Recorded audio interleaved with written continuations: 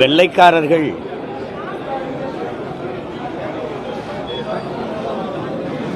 இங்கே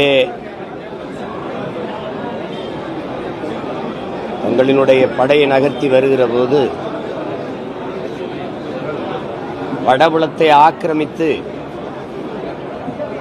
தென் திசையை நோக்கி நகர்கிற போது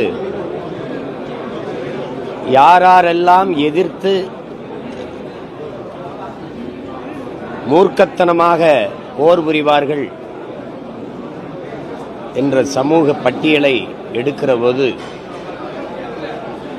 முதலில் அவர்கள் எடுத்தது புறமலை கள்ளர்களைத்தான். அது சார்ந்து தமிழ் குடிகளில் போர்க்குணமிக்க 5 சமூகங்களை எடுத்து குற்ற பரம்பரை என்று குற்றம் சாட்டி கைரேகை கட்டாயம் வைக்க வேண்டும் என்ற கொடுஞ்சட்டத்தை திணித்தார்கள். அந்த சட்டத்தை எதிர்த்து வீர போர் புரிந்து மாண்ட மறவர்களின் நினைவை போற்றுகிற நாள்தான் இன்று.